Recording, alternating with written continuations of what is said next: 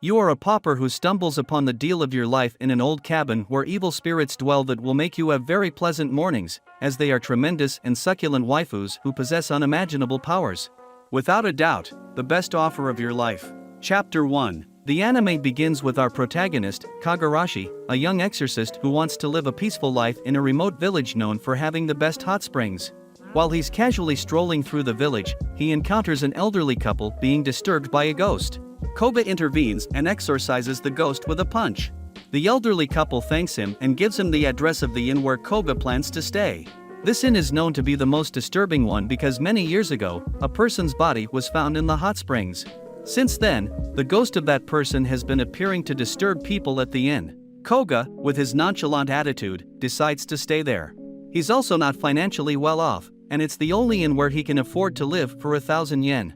Koga prepares for a relaxing hot bath and is there under the moonlight when he suddenly senses an evil presence. The place falls silent, and a strange presence roams around. He gets ready to fight, but when he turns around, boom!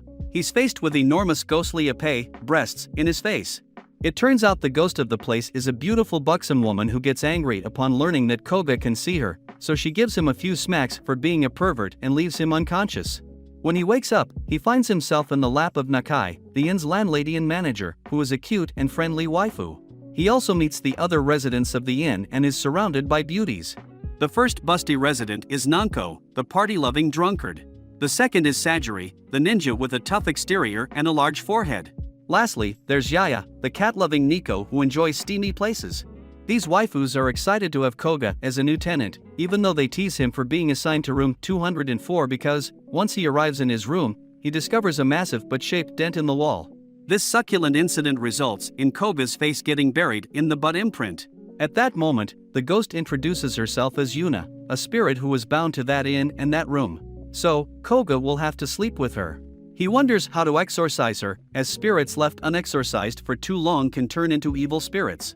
Koga also reveals that he moved there because he's been vulnerable to possessions since childhood, which led to a significant job loss and left him poor.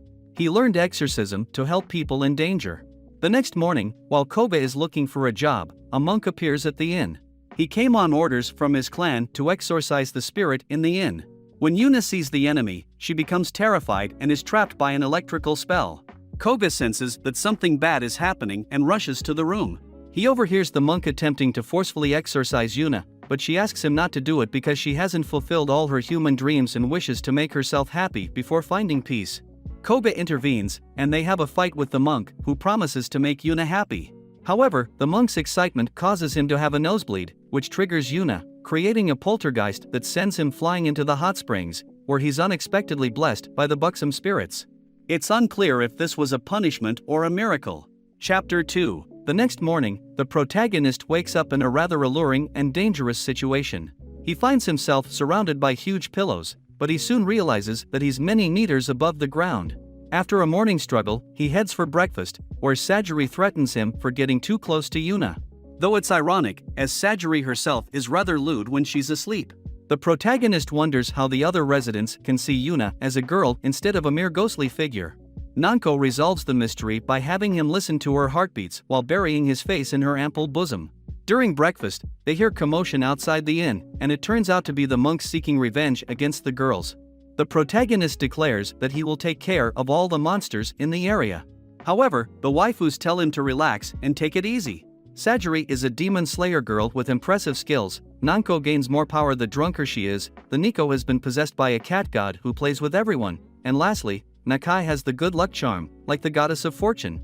She casts a spell that activates the monks' luck, resulting in them receiving phone calls, winning the lottery, landing professional jobs, inheriting fortunes, and the leader getting a call from his daughter asking him to come home. Now knowing that he is surrounded by powerful women, the protagonist realizes that any misstep could put his life in danger. The following morning, he wakes up with tremendous buttocks on his face, and after Yuna apologizes for her antics, they encounter a cute cat that the protagonist can't resist touching. However, it turns out that the cat is Yaya, and Sajiri witnesses the protagonist's lecherous behavior. She asks Nakai to have Koga evicted. To achieve that, they decide to follow the inn's rules, which include playing ping pong, with the winner being able to give orders or request something the other person can't refuse. It's clear that the girls intend to ask Koga to leave. The match begins, and the protagonist quickly scores the first point because he was once possessed by a professional ping pong player's ghost. However, since the girls don't play fair and use their powers, Yuna supports Koga with her poltergeist, recalling the steamy moments they had shared. However, she reaches a point where these thoughts become normal. Seeing that they are about to lose, Yuna lifts her skirt to provoke embarrassment and reactivate her powers, winning the match. The girls promise not to try to get Koga to leave again, but the protagonist, instead of being careful, slips and, in classic Eki fashion, ends up grabbing some soft and squishy assets. Chapter 3. One day, as Yuna sleeps like a princess, she awakens to find that the protagonist has disappeared. She assumes that he no longer wants her ample bosom and goes in search of him. Nakai tells her to control her hormones because Koga has gone to his first day of classes. Koga has had a poor school life due to ghosts, but now, being able to exorcise them, he finds it easier to study. However, Yuna, feeling bored, decides to visit him at school. At school, Koga meets a classmate who tells him that there's an incredibly attractive waifu in their classroom named Chisaki, who is the prettiest girl in school. While he's looking at her, Yuna lifts her skirt, and everyone thinks Koga did it while trying to stop her. Yuna panics and uses her poltergeist to send everyone flying. Koga reveals that he is an exorcist and offers to help them if they have any problems. However, they all laugh at him, which doesn't bother Koga much. Chisaki approaches him and invites him to talk privately, making it seem like she's about to confess her feelings. Instead, she asks for his help because her plush toys act strangely and start flying and trying to touch her bosom when she takes a shower. Koga says, who wouldn't want to touch that, but offers to help her. They go to her house, and Chisaki is embarrassed to have Koga in her room, fearing he might be a pervert. Koga smacks the plush toys, but nothing happens. He tells Yuna to inspect them, and when one of the bears gives a dirty look, Chisaki panics, entering poltergeist mode. Koga is sent flying and lands on Chisaki's ample bosom. Chisaki kicks him out of her house, and Koga tells Yuna they have a plan. They wait for the plush toys to go berserk again, and Koga goes in to beat them up, taking one of them to expose its inner spiritual line. Yuna follows the line and tracks it back to the person controlling them from a distance. Their plan works, the plush toys attack Chisaki and strip her, and Koga saves her. Suddenly, all the students are possessed. Koga tells them to prepare for a fight, and the antagonist summons a demon that appears to be powerful but is defeated easily by Koga. The enemy reveals her true form, a young girl named Koyuzu, a furina from a distant village who was abandoned at a young age. According to her, when they learn to use their abilities to change appearances, they must leave the village to live their own lives, changing appearance with a human. Koyuzu's greatest desire is to have a tremendous bosom like Chisaki's, as she considers it the ultimate weapon for women. Chisaki was depressed because she thought she would be exorcised, but Koga reassures her and tells Koyuzu that he won't harm her. Chisaki forgives her, and Koyuzu believes that forgiveness also grants her permission to see Chisaki's bosom, which she doesn't miss the opportunity to do.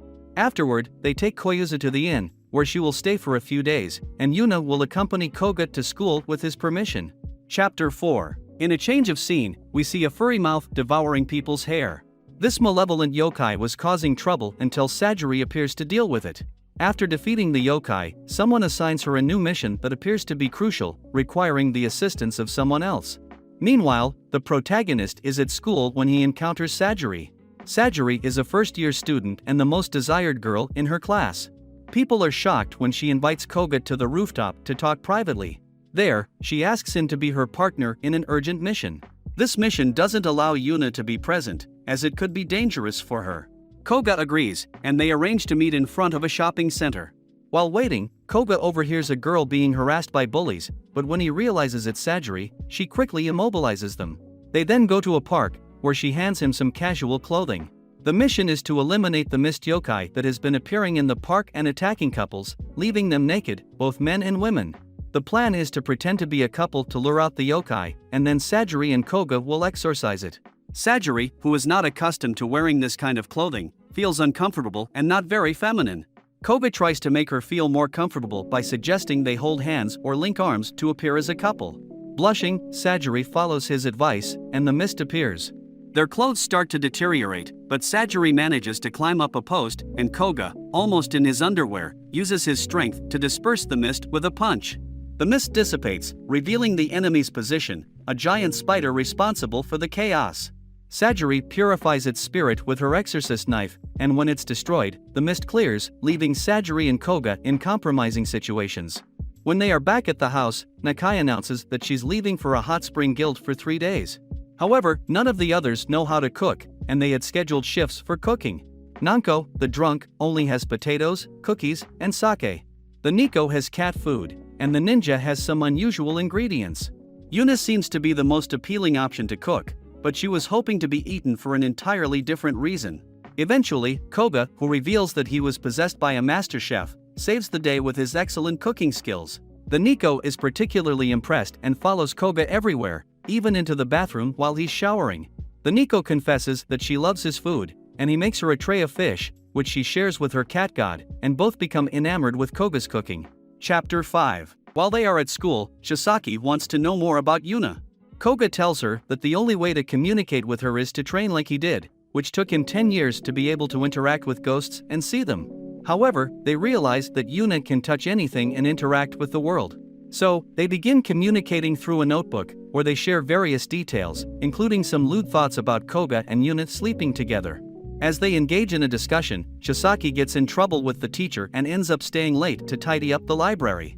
Shisaki thanks Yuna for her help and offers to let Yuna touch her body and clothes for analysis because she wants to transform her attire to appear like a regular student.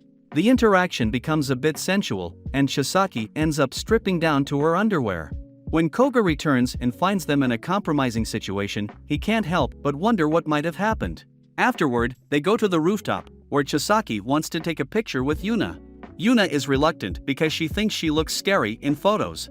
However, with filters, stickers, and other edits, they manage to take a good picture. Back at home, Nanko, who works as a professional mangaka when she's not drunk, has a tight deadline to complete her drawings in the next 7 hours. Koga offers to help because he was once possessed by a mangaka spirit. They start drawing, but Koga experiences a mental block, so they need a reference. Nanko decides to use Koga as a model for reference, but Koga takes advantage of the situation to get a good look at her. They strike provocative poses for the manga, and Nanko thanks Koga for his help. Later, when they complete the series, Nanko decides to celebrate by getting naked and having a drink. Nanko reveals that she was once a yokai hunter, just like Sajiri. However, after a near-fatal attack, she chose to live a good life before dying. When they are about to return home, Nanko looks very sultry, and Rue, an assistant from the manga publishing company, joins them. Nanko's house becomes a party as they celebrate their successful work. This chapter includes moments of sensuality and comedy, building the camaraderie between the characters. Chapter 6. Nakai, after a normal day of cleaning and blessing Koga, rushes to secretly change into a schoolgirl uniform and attend a nearby junior high school. She doesn't want anyone at the inn to know about this, because it would undermine her authority. On her way to school, she notices that Yuna and Koga are coming back because they forgot something. Nakai, using her good luck magic, arranges for Koga to be run over by a wild boar. However, every time she uses good luck to achieve something for herself, it is followed by a stroke of bad luck. She accidentally steps on a dog's tail, and things start going wrong for her. Once she arrives at the school, she attends her classes like a normal girl and enjoys her time, even though she is, in reality, much older but appears as a 13-year-old girl for eternity. After school, she goes to have dessert with her friends near a shopping center. Some guys attempt to hit on them, and the girls defend themselves, but the guys persist. Nakai, giving them a sinister look, casts a bad luck spell on them, which quickly takes effect. Unfortunately, Koga arrives just in time to beat up the guys because he was in a hurry and didn't notice it was Nakai who cast the spell. So, her secret remains safe. To thank Koga for helping her at the inn, Nakai gives him a ticket to a water park. The entry is for 2 people, and Koga plans to go on a date with Yuna there. The ticket serves as an opportunity for them to bond. However, Koga arrives alone, and when he tells the receptionist that he has a partner, the receptionist gives him a puzzled look, as he is the only one who can see Yuna. Koga tries to make it a special day for Yuna, starting with buying swimsuits. Yuna chooses a revealing bikini, and Koga is shocked by her bold choice. Eventually, she opts for a more modest swimsuit. They engage in various couple activities, but Yuna gets upset because, as a ghost, she can't enjoy some of them. They eventually go on a water slide, which results in Yuna having a little accident. Koga faints from the surprise, but they later go to the hot springs, where Yuna expresses her gratitude for his efforts to make her happy. Koga realizes that when the time comes for Yuna to move on, it will be a sad moment for him. Chapter 7. In another steamy morning, Yuna breaks her record by tossing Koga through a window for the 10th time, thinking he's a pervert. However, it's Yuna who's often the one with lewd thoughts. The other girls encourage her to relax and stay by Koga's side. They mention that Koga and Yuna look like a married or dating couple due to their playful relationship, which makes them both blush. Later, Yuna has to accompany the Furito on her first shopping trip. While they're out, they encounter a guy named Ryu who's trying to impress women. Ryu is looking for a fiancé and is accompanied by his servant, Oboro. Ryu falls in love with Yuna at first sight and asks for her name. Yuna is shocked that another human can see her, but when Ryu proposes to her, she activates her poltergeist powers and throws him into the water. Ryu comes back dry, and his body transforms with huge scales, revealing that he is the dragon god. The Furito tries to intervene, and Oboro tells her not to interfere. Ryu informs them that he will be taking Yuna by force. The Furito tells Ryu that those are Koga's pillows, but Ryu says if Koga wants them back, he should come to his realm and fight him. Koga hears the story from the Furito and decides to save Yuna, even though Sajiri warns him that Ryu's realm is one of the most powerful. Still, he insists on going to rescue Yuna. They take a shortcut to Ryu's realm and find a hidden entrance leading to the underground realm. Sajiri gets ready for battle and puts on a special suit that not only provides protection but also has a bit of a lewd design, sparking Koga's interest. She sneaks around the rooftops, and Koga boldly challenges Ryu to come out for a fight. Koga is promptly captured by Ryu's guards and taken to Ryu's quarters. Chapter 8. To buy some time for Sajiri to rescue Yuna, Koga starts telling Ryu about the dirty things he does with Yuna, where kisses are just the beginning because they've supposedly gone further than just that in their relationship. However, far from accomplishing that, in that moment, Sajiri arrives with the Furito to rescue Yuna. Still, Obara appears and launches a surprise attack on her from behind. Thanks to the suit she's wearing, the attack has no effect. Sajiri then begins to fight Obara, but Obara proves to be even stronger. In the end, Sajiri is defeated and left nearly naked. Obara introduces Sajiri to Ryu, who falls in love with her and accepts her as his wife. The protagonist, being a tall and handsome guy, keeps taunting Koga, eventually causing Ryu to unleash his full power. In that moment, Ryu delivers a powerful kick to Koga, sending him flying and leaving him almost dead. However, Koga surprisingly gets up with determination, stating that if he won't let the girls go willingly, he'll have to do it by force. Everyone laughs, and no one believes that this scrawny guy can take on a god. But, in the blink of an eye, Koga gets serious, and like Saitama, he delivers a powerful punch that knocks the god out, to the astonishment of Obara and the others. It turns out that Koga was possessed by the most powerful exorcist and learned everything he knows. The only problem for him is that he can't hit women because it's a rule he follows when fighting. Obara, unwilling to let them leave so easily, starts a fight with the protagonist. She realizes that if she gets hit by him, she will be obliterated. However, she has a trick up her sleeve. She lets her chest get exposed to show her bosom because it turns out she's a girl. As expected, the protagonist stops fighting and receives her sharp attacks that do no harm to his body because it seems he's been possessed by Goku. Out of nowhere, Nanko arrives and intervenes to help them. She stops Obara's sword, and, with the help of the Furito, they create illusions to make Ryu believe that Sajiri was a ghost who ascended with happiness after meeting him. Ryu falls for it, and everyone goes home happily. When the protagonist wakes up, he feels something different. It turns out that Obara got into his futon because she wants to have children with him. She wishes to strengthen their clan, and for that, she needs to have children with a super strong man capable of defeating their god. Chapter 9. Days later, the beautiful Chisaki comes to the inn for a weekend visit, as she had promised Yuna in class. Upon arriving, she finds Obara seducing our protagonist with her bosom. In the confusion, Chisaki thinks, as usual, that Koga is being lecherous. After resolving the misunderstanding, Koga gets ready to leave for work, saying he'll stay the night because he has a night shift. Chisaki meets all the inn's members, and she helps Nakai prepare dinner, impressing everyone with her delicious Italian cuisine.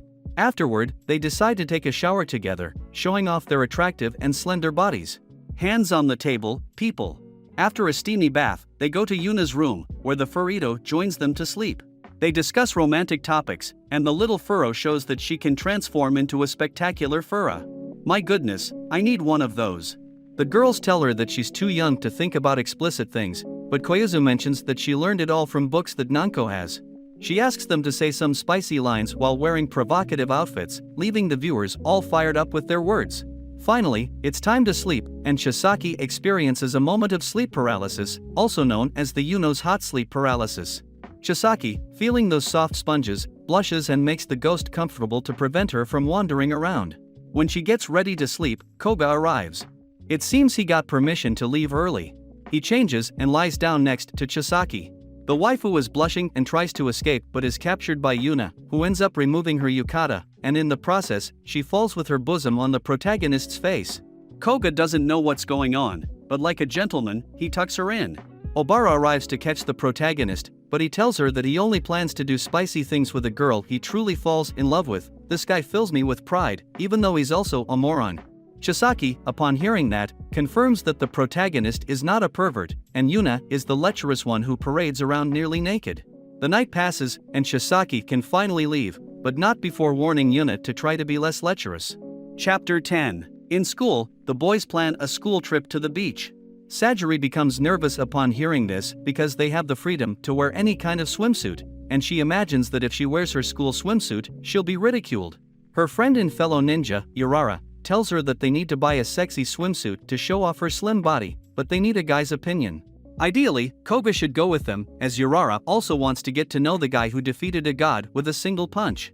For this trip, the protagonist invites Yuna and takes the opportunity to share his bad experiences with Yukai and other spirits who always bothered him at the beach. Sajiri arrives to invite him, using the excuse of accompanying her to a swimsuit store with a supposed Yukai. The protagonist agrees, and there he meets Urara. The girls play along with Sajiri's plan, and once they're in the store, they go crazy trying on swimsuits. Sajiri ends up wearing one that looks like a prison outfit, but they force her to try on some spicy outfits. The girls end up having a quarrel in the dressing room, leading to some saucy situations and the protagonist accidentally seeing them nearly naked. In the end, they purchase their swimsuits, and Sajiri chooses the one that the protagonist said looked very nice on her. The moment of the trip arrives, and on the bus, Yuna is excited, with her notebooks ready to chat with Chisaki. Sari becomes convinced that ghosts exist and becomes friends with Yuna. The boys keep teasing, claiming that it's just cheap magic tricks, which irritates the waifus. Once at the beach, Urara and Sajiri are on a mission to eliminate Yukai rumored to expose girls while they're in the sea. The waifus prepare for the mission, with the protagonist and a friend accompanying them for a good swim. At that moment, tentacles emerge and attack Chisaki and the others, giving us all quite the visual appetite. The protagonist learns that the enemy is more than 300 meters deep underwater, so they decide to launch themselves like torpedoes to punch it and eliminate it. The rumor spreads among their classmates, claiming that the girls are crazy, and that explosion was just a whale. Chisaki wants the protagonist to be recognized by others, so she comes up with a plan for a bravery test where the girls, using their ninja abilities and Yuna as a ghost, will scare the students to make them believe in spirits. However, when the test begins, the plans change because Urara wants to see Koga's power. So, she starts arguing with Sajiri in the tree. At that moment, below them, Chisaki, Yuna, and Koga were sitting, wondering where the girls might be. Suddenly, the protagonist looks up, and boom, a tremendous waifu falls on his face. Grateful to the powers above. An explosion is heard, and a powerful purple tornado appears, giving rise to a massive evil creature that threatens some innocent students. Chapter 11. This demon has emerged because some students, annoyed that Koga was with Chisaki, hit a stone that was a seal, keeping this beast dormant. The demon quickly decides to devour them, but when it's about to eat them, the protagonist offers his arm as a sacrifice. The creature thinks, "I'll eat this one easily," but when it tries to bite his arm, its own fangs break. It realizes that Koga is a much stronger exorcist than the person who sealed it. Koga apologizes for being awakened and promises they won't disturb it again. The beast agrees and goes back to sleep, not wanting to mess with Koga. So, they seal it again, and the young students are convinced that Koga is an exorcist. Later, the girls go for a bath in the hot springs, and after they come out, they suggest meeting in the girls' dorm room to play cards. The problem is that teachers are watching to ensure that no boys enter the girls' dormitory. However, Koga, being a pro at climbing, effortlessly enters through the window. Is there anything this young man can't do? Once inside, they overhear a teacher about to enter, so they all hide under the futons. By chance, Koga ends up with tremendous bosoms surrounding him. Yuna gets nervous but doesn't activate her poltergeist yet. When the teacher starts moving the futon, she realizes that it's not right. The protagonist hugs Yuna to keep her still, and she accidentally activates her poltergeist, causing everything to levitate. The protagonist takes the opportunity to escape with his friend through the window. The next day is the bonfire dance, and Yuna is excited but also sad because she can't participate. However, Koga, being a true gentleman, doesn't care what others think. He takes Yuna and dances with her, regardless of being called crazy, as he is the only one who can see how beautiful she is. Exams are approaching, and everyone is enthusiastically studying. As Nakai needs to prepare for the exams, Yuna decides to cook. This time, she has all the ingredients with labels. Obara tries to seduce the protagonist, but since she can't make him fall in love yet, she seeks the Furito's help, who is an expert in potions. With cunning, they create a love potion that doesn't last long, but both of them put it in the snacks Yuna prepared. The problem is that Nanka, the busty girl, tries to eat one, but Obara prevents her, and in the process, the plates get mixed up. As they look identical, they don't know which one has the potion. This enchantment ends up affecting Sajiri, who becomes amorous and exposes herself in front of Koga, asking him to hold her tightly and call her endearing names. After a while, the effect wears off, and she feels embarrassed, thinking she acted like a floozy and left a bad impression on her crush. Final chapter. The holidays are coming to an end, and the girls decide to go on independent trips. Sajiri goes to her village, the Furito stays at Chisaki's house, Nakai goes to a hot spring trip, and the Nico goes to a festival. Nanko, Obara, Yuna, and Koga stay behind to take care of the inn.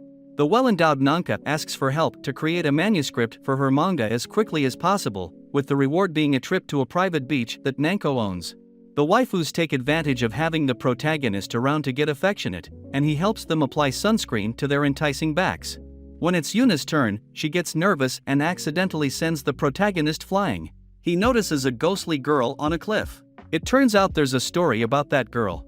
It began when a couple was being forced into an arranged marriage. The girl didn't want anything to do with the man she was supposed to marry, so one day, she and her true love, who was not accepted by her family, decided to run away. She was waiting for him on the cliff to escape together to a faraway place, but he died in an accident near the cliff, leaving her waiting forever. Both of their souls remained there, unable to find happiness. Koga, upon hearing this sad story, goes with Yuna to talk to the ghosts. They meet Ami, the ghost from the cliff, who tells them that she cannot leave the area because she's bound to it. Additionally, they can see her boyfriend, Yasuhisa, who also can't leave the area where he died. After talking to both of them, the protagonist tries to convince Yasuhisa, but he feels guilty for Ami's death and is afraid to face her, as he knows she will give him a beating. The protagonist tells him to stop being a coward and go to see her because she misses him. Yasuhisa still hesitates, and Koga leaves to talk to Yuna, and they decide to use force if necessary. In a serious mode, Koga is determined to send Ami on her way forcefully. Yasuhisa tries to stop him, but a spiritual force keeps him in place. However, Yasuhisa's love for Ami is stronger than the force, and after a struggle, he can finally see her. She indeed gives him a good beating, but they share a touching hug, and they can finally rest in peace together for all eternity. At that moment, the protagonist asks Yuna about her past, and she reveals that she doesn't remember anything, just that one day she woke up in the inn, and Nakai was the one who gave her the name Yuna. She doesn't know anything about her regrets, and all the friends she has and the happy moments at the end make her content. Essentially, Yuna is a happy ghost who can't ascend. This is a great mystery for Koga, who has nightmares about Yuna. There's a possibility she could become an evil spirit, and others might try to eliminate her. That's why he promises to stay by her side until she can ascend. Plus, he doesn't want to miss out on any Appei-touching opportunities. The holidays come to an end, and all the girls return home. For Koga, this means waking up to those delightful mornings that often end in punches for him but provide great delight for us. If you want more epic anime, comment the word ghost and also tell me your favorite part of the series. With this, I'll look for another anime that might interest you.